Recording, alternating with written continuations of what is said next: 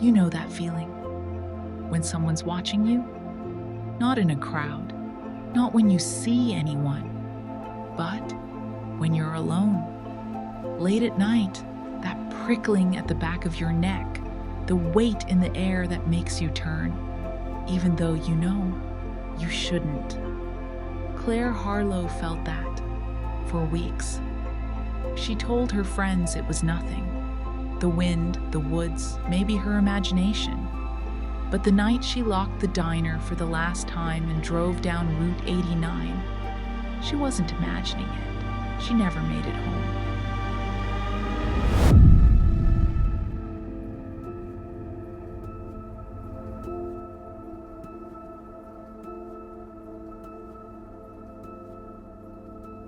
October 14th, 2003. Pine Hollow, Montana. A small town tucked between mountains and forest, the kind of place that looks peaceful until you stay long enough to notice how quiet it really is. People here leave their doors unlocked. Kids still ride their bikes past sunset, and everyone knows everyone else's business. Or at least they think they do. Claire Harlow was 22. She worked nights at the Red Lantern Diner off Route 89, saving money for community college. Customers liked her. She remembered orders, smiled easily, never complained about the long shifts. Her car, an old blue Toyota Corolla, was her lifeline. She used to joke that it had more miles than her future. That Tuesday night, she clocked out at 10:42 p.m. Her co-worker, Denise, was washing coffee pots when Claire waved goodbye. She told her she was heading straight home, maybe stopping for gas. Denise remembers that clearly because she teased her about always running on empty. At 10:56 p.m., a camera at the Clearwater gas station caught Claire's car passing by. Not stopping, just rolling through. The footage shows her headlights disappearing south toward the hollow stretch of road where reception dies and the woods grow thick on both sides. That's the last image anyone has of her alive. When she didn't show up for her morning shift, Denise assumed Claire overslept. By noon, her boyfriend Tyler had called her twice, then drove her route himself. He found nothing. No car, no sign of a crash. Just the road and the wind cutting through the trees. By the next morning, the sheriff's department got involved. They found her Corolla 2 days later, parked neatly at the edge of Clearwater Woods. The keys were still in the ignition. Her purse was in the passenger seat, wallet untouched. The driver's seat was pushed back, too far for someone of Claire's height. Footprints led away from the car, one set, small, consistent, leading into the woods, none coming back. Forensics found nothing useful. No blood, no drag marks, no tire tracks, except her own. The area had been wiped clean by rain that night. Locals came to help, forming search lines through the forest. Dozens of them called her name through the trees.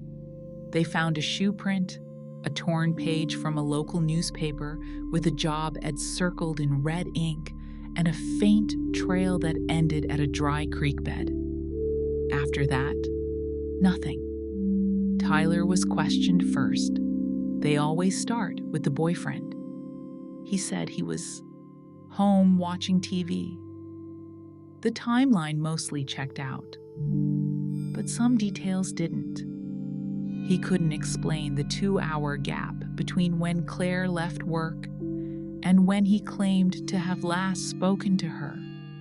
He said she'd called him, sounding nervous, asking if he could stay on the phone until she got home. The call dropped. He assumed it was just bad service. In small towns, rumors move faster than truth. Some said she ran away. Others said she met someone online.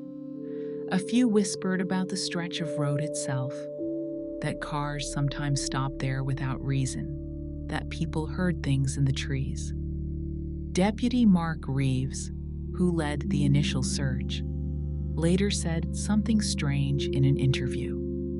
He said the car didn't look abandoned. It looked placed, like someone wanted it to be found. By the end of the week, Pine Hollow was no longer quiet.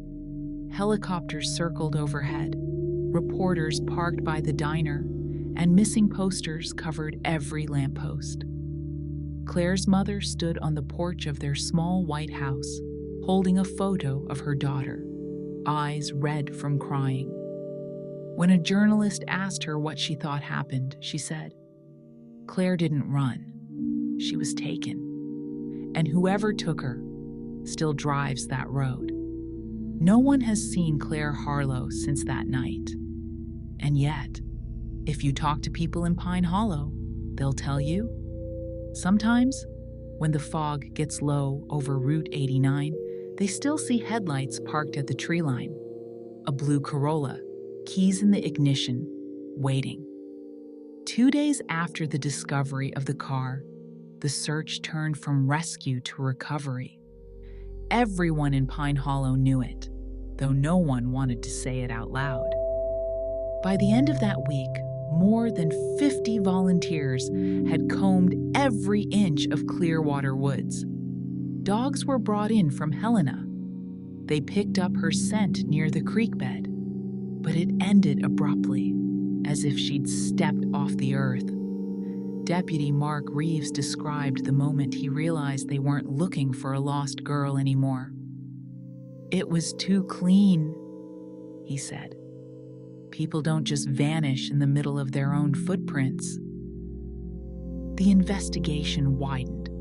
Claire's phone records showed one last outgoing call made at 10:58 p.m., 3 minutes after the gas station sighting. It lasted 12 seconds. The number was unfamiliar, registered to a landline outside of town. When traced, it led to an address that hadn't been lived in for over a decade, an abandoned cabin off Old Mill Road. Officers went there that same afternoon. Inside, they found signs of recent activity, footprints in the dust, a candle melted into the floorboards, and a torn piece of blue fabric that looked like it had once been part of a waitress uniform. No fingerprints, no blood, no Claire. That night, a storm rolled in and erased what little evidence there was.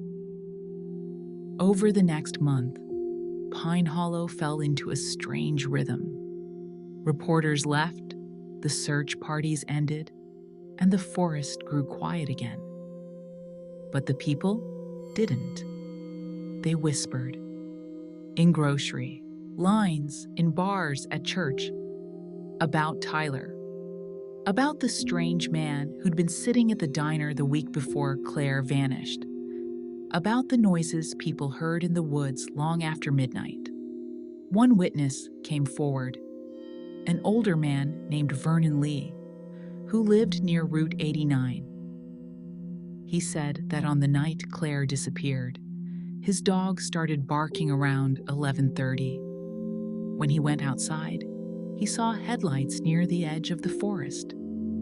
They weren't moving, he said, just sitting there, like someone waiting for something to come out of the dark. He called the sheriff's office, but by the time a deputy arrived, the car was gone. Investigators checked traffic cameras and gas stations along the highway. Nothing. It was as if her car had teleported to the woods. The gas station footage was analyzed frame by frame. There was something strange. Just before Claire's car passed by, another vehicle followed about 10 seconds behind. Older pickup, dark color, no visible plates. They never identified it. A week later, an anonymous envelope arrived at the sheriff's office. Inside was a single piece of paper, typed, no signature. It read, "You're looking in the wrong place. The letter was printed on stationery from a local motel that had closed down years earlier. The same motel where, as it turned out, Claire's father once worked as a night clerk. When investigators followed up, they discovered something they hadn't expected: a guest book, still sitting in the abandoned office. The last entry was from the night before Claire disappeared. The name was smudged, almost unreadable, but one thing was clear. The signature started with a T. Tyler was brought back in for questioning. He denied ever going near the motel. His story stayed the same. He was home, watching TV. He said he loved Claire, that she'd been acting strange lately, locking her windows, avoiding phone calls, saying someone was following her. Deputies asked why he hadn't mentioned that before. He said he didn't think it mattered. For the first time, the sheriff's office admitted publicly that foul play was suspected. A press conference was held outside the courthouse. Cameras flashed, and a reporter asked if they believed Claire was still alive. Sheriff Keller paused before answering. "We're not sure," he said. "But somebody out there knows what happened." That night, Denise, the co-worker who'd seen Claire last, received a phone call from an unknown number. No one spoke. She said she could hear faint breathing and what sounded like wind passing through trees. The call lasted 23 seconds. She hung up, called the police, and changed her number the next morning. For weeks, nothing new surfaced. Then, on November 22nd, hunters deep in Clearwater Woods found something tangled in the roots of a fallen tree. A small silver locket. Inside was a photo of Claire and her mother. The back was engraved with 3 words: "Come find me." Was the same locket she'd worn every day to work. After that, Pine Hollow stopped pretending everything was normal. The church bells rang for her every Sunday, even though there was no funeral. The Red Lantern Diner kept her locker untouched, her uniform hanging where she left it. People started locking their doors again. And when night came, fewer and fewer cars drove down Route 89, because by then, everyone in town had started to believe the same thing. Whatever took Claire Harlow was still out there. Winter came early that year. Snow covered Pine Hollow before Thanksgiving, softening everything except the tension that hung over the town. The search was officially called off, though no one dared to say the word cold case yet. Claire's parents still left the porch light on every night. Denise stopped driving home alone after work. Tyler moved out of town for a few weeks. He said he couldn't stand the looks he got when he walked into a store. By December, the investigation had stalled. Then a new detail surfaced, something buried deep in the phone records. Claire had received several calls in the weeks before she vanished, all from a restricted number, always late at night, always lasting less than 30 seconds. She never mentioned them to anyone. Deputy Reeves contacted the phone company. The calls couldn't be traced directly, but the routing pattern showed they came from a public payphone near the old railway yard, an area long abandoned after a series of accidents in the 80s. When officers checked it, they found the payphone still there. Deadline. The metal rusted and bent. But in the slot, wedged behind a loose screw, someone had placed a small folded note. It was blank, except for one thing: an address written in pencil, 145 Brookfield Lane. That address belonged to the Harlow family's old house. the one they'd moved out of years before Claire started working at the diner. When police searched the property, they found nothing unusual. The place had been empty for a decade, the walls covered in dust and graffiti. But in the basement, beneath a pile of old furniture, there was a single cardboard box labeled with Claire's name. Inside were school photos, birthday cards, and a diary. The last entry was dated 2 months before she disappeared. It read, "He's back. I saw him near the diner. Same truck, same eyes. He knows where I work." There was no name, no clue who he was. The sheriff's office began re-interviewing everyone from Claire's past, her old teachers, former co-workers. A man named Alan Brooks came up more than once, a drifter who'd done maintenance work around Pine Hollow that summer. He'd been seen in the diner, quiet, polite, the kind of man people forgot 5 minutes after meeting. He'd left town the same week Claire vanished. They found him 2 states away, living out of his pickup near Spokane. When questioned, he admitted knowing Claire, but claimed he hadn't spoken to her in months. He said she once helped him with free coffee after a long shift, because she felt bad for me. When asked where he was on October 14th, he hesitated, then said he couldn't remember. No evidence tied him directly to the disappearance, but the unease in his voice stayed with the detectives. Deputy Reeves later said, "He didn't sound guilty. He sounded scared." Meanwhile, locals began reporting strange things near Clearwater Woods again. Flashlights moving through the trees after midnight. The echo of a woman's voice calling for help. A fisherman claimed he saw a figure standing knee-deep in the creek one night, facing the opposite bank. When he called out, it turned and vanished. Forensics revisited the locket found by the hunters. Under the engraving, "Come find me," there were faint scratch marks, letters, maybe numbers. After magnification, analysts saw what looked like coordinates.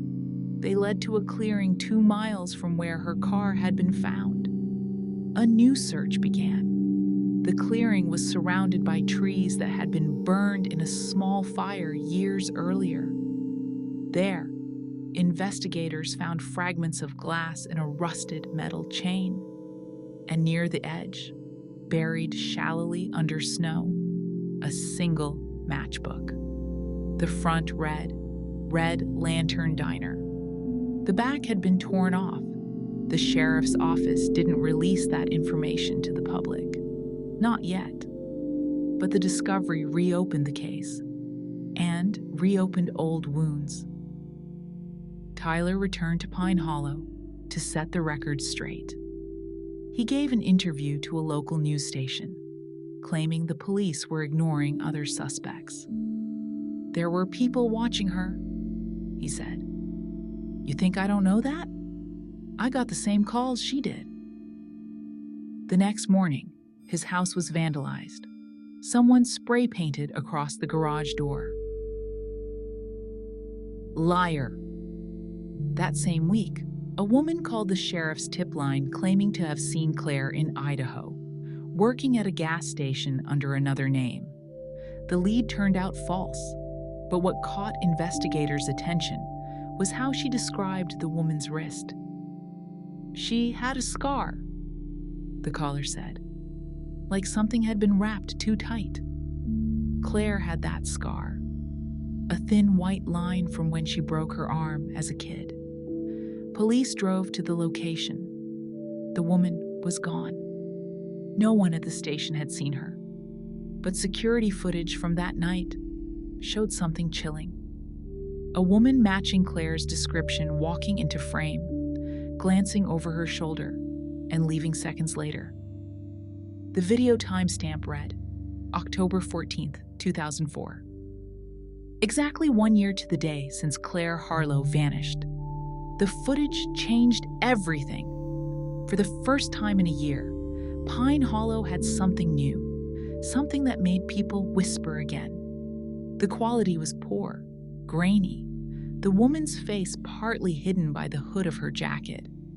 But she had Claire's build, her hair, her way of walking, and that scar. The sheriff's office released a still image to the public. Within hours, it was everywhere. Television, flyers, online forums. Some believed it proved she was alive. Others said it was a cruel coincidence, or worse, a hoax. Deputy Reeves flew to Idaho with 2 agents from the State Bureau. They interviewed everyone at the gas station, searched the area for days. No trace.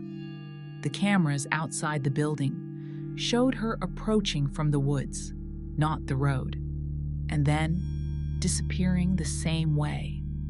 Whoever she was, she didn't want to be found. The case was reopened officially in January 2005. Forensic teams revisited every piece of evidence: her car, the locket, the note, the cabin, everything. And that's when they found something they'd missed: a partial fingerprint on the torn newspaper page found in Claire's car. Too faint for analysis in 2003, but with new technology, it produced a partial match. It wasn't Tyler's. It wasn't Claire's. It belonged to a man named Evan Dale, who had worked as a volunteer firefighter in Pine Hollow for 6 months the year she disappeared. When deputies tried to locate him, they discovered he'd left the state abruptly, 2 weeks after Claire vanished. He'd never picked up his last paycheck. His forwarding address led to an empty apartment in Billings. Neighbors said he kept to himself, mostly gone at night. But one thing stood out. He drove an old, dark pickup with no license plates, the same type seen following Claire's car on the gas station tape. The warrant took days. When they finally entered his old storage unit, what they found blurred the line between evidence and obsession.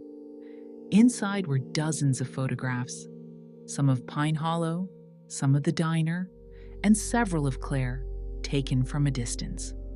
One showed her locking up the diner at night. Another showed her sitting in her car, unaware. The last photo was time-stamped October 14th, 10:37 p.m., 5 minutes before she left work for the last time. Pinned to the wall above the photos was a map of Clearwater Woods, covered in markings, circles, and arrows pointing to specific areas. One of them was the clearing where the locket had been found. No one could explain how. The sheriff's office labeled Evan Dale as a person of interest, but finding him proved impossible. Records stopped after 2005. No taxes, no bank account, no confirmed sightings. It was as if he'd vanished too. The town changed after that.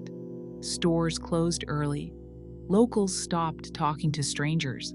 Reporters returned, feeding on the renewed mystery. The case became a story again, one that no one wanted to live inside.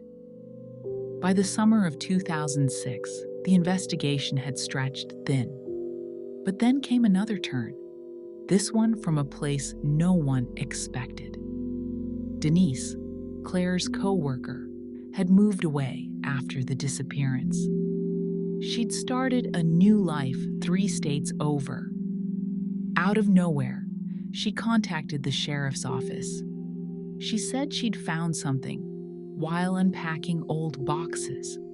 A letter Claire had written, but never mailed. It was addressed to her father. In the letter, Claire wrote that she'd been followed for weeks by someone who always parks across the street from the diner and knows my route home. She said she wanted to leave town, to start over somewhere new, but that he won't let me. The letter was dated October 12th, 2 days before she disappeared. The paper had faint fingerprints along the edge. Not hers, not her family's. The same match. Evandale. The letter reignited everything. News vans came back. Podcasts picked it up. Reddit threads exploded with theories. Some said Evandale was obsessed with Claire and took her into the woods. Others believed she escaped, that the footage from Idaho was real, and she was running from him and from everyone else. But there was one final detail that nobody could explain. When the lab re-examined the coordinates scratched into the locket, they noticed there were 2 sets of numbers, one slightly offset, carved more faintly underneath the first. The second set led not to Clearwater Woods, but to a remote spot outside the Idaho border, half a mile from the gas station where the woman on camera was seen. Deputy Reeves and a small team went there in early spring. The trees were bare, the air still cold. They hiked along a narrow trail until they reached a shallow ravine. There, at the bottom, they found pieces of torn fabric, blue, faded, weathered by time, and under a layer of leaves, a rusted keychain, a silver letter charm. C. Reeves didn't say anything for a long time. He just stared at it, the snow melting slowly around his boots. When asked later what he thought, he said, "If she made it that far, she didn't do it alone." The discovery was never released to the public. It sits, sealed, in the evidence locker of the Pine Hollow Sheriff's Office. And still, on quiet nights, people driving Route 89 swear they see a figure at the edge of the woods. A woman, standing beside a blue car that isn't there anymore. Time has a way of erasing things, memories, names, even fear.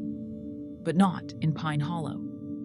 Here, the memory of Claire Harlow hung like fog that never lifted. 20 years passed. The Red Lantern Diner changed owners twice. The Harlow family moved away, and the woods where her car was found grew thicker, swallowing the old search trails. Deputy Mark Reeves retired in 2019. He never stopped thinking about the case. He still drove past Route 89 every Sunday, slowing down where the forest meets the road, the place where everything had gone quiet. In early 2023, a podcast called Echoes in the Dark decided to cover the case. Hosted by journalist Sarah Mitchell, it started as a small project. An interview with the sheriff's office, a look back at the investigation. But what she found was more than nostalgia. It was unfinished business. She interviewed Reeves first. He was cautious, but he agreed to talk. On the recording, his voice was tired, steady. He said, "There are things we found that never made it to the reports, things that didn't fit the story people wanted to believe." He told her about the 2 sets of coordinates on the locket, about the letter Claire never sent, about the photograph of her car with another vehicle following close behind. When the episode aired, it spread fast. Listeners began digging through old news archives, uploading maps, connecting dots. Within weeks, someone on an online forum posted something that would change everything. A picture of a man taken at a rest stop near Boise, Idaho in 2006.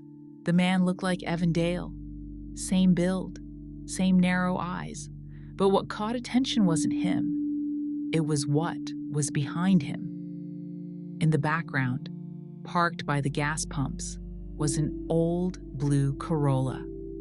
The photo was traced back to a truck driver who had passed through the area that day. When he was contacted, he said he didn't remember much. only that the man in the photo had been arguing with someone just out of frame. He remembered hearing a woman's voice, angry, scared. Investigators reopened the case for the third time. DNA from the old keychain found near the Idaho border was reanalyzed using modern forensic techniques. The results stunned everyone. It was a familial match to Claire Harlow, but not a perfect one. It belonged to a child. The discovery suggested that, at some point after her disappearance, Claire may have been alive and had a child. No record existed of a birth under her name, no hospital records, no adoption filings. But the genetic trace was undeniable. Somewhere, someone connected to her was still out there. Sarah Mitchell's podcast reached millions by then. Listeners flooded her inbox with theories and possible sightings. One message stood out. It came from a woman in her early 20s named Lily. She said she didn't know who her real parents were, that she'd been adopted as a baby from a private agency in northern Idaho in 2005. She attached a photo of a necklace she'd worn her whole life. It was silver, with a single letter engraved on the back, C. When Sarah showed the photo to Reeves, he went silent for nearly a minute before whispering, "That's hers." DNA confirmed it weeks later. Lily was Claire Harlow's daughter. She had been left anonymously at a church doorstep in Idaho only months after Claire disappeared. The adoption records were sealed by court order. The original name on the file blacked out. No one could say who dropped her off. But one more test revealed a second genetic profile on the necklace. Faint, partial, degraded. It wasn't Claire's. It was Evan Dale's. The official conclusion was impossible to ignore. Claire had survived long enough to give birth, and Evan Dale, the man who stalked her, followed her, and possibly abducted her, had been with her. Whether he forced her to stay or whether she ran with him, no one knows. After Lily's birth, both disappeared completely. No bodies, no confirmed sightings. The podcast ended its final episode with Sarah's voice, steady and low. She said, "If Claire was alive long enough to bring a child into this world, then part of her story never ended. Maybe she wasn't trying to escape Pine Hollow. Maybe she was trying to save someone else." The case file now sits in a locked drawer at the Montana Bureau of Investigation, marked unsolved but active. And sometimes, on foggy nights, when truckers drive through that stretch of Route 89, they still report the same thing. A flicker of headlights parked at the tree line, and a woman standing beside them, watching the road. They say she looks calm. They say she's holding something small in her hand, a necklace, glinting in the dark. 2 decades after the night she disappeared, Claire Harlow's name still echoes through Pine Hollow. Her parents never came back. The diner where she worked is gone now, just an empty lot with weeds pushing through cracked asphalt. The only thing left is the sign, half fallen, still reading, red lantern in faded paint. Every few years, someone claims to have seen her. A woman at a bus station in Nevada. A face in the background of a photo taken at a fair in Oregon. None of them ever confirmed, but each one enough to stir something old and uneasy. Deputy Reeves passed away in 2024.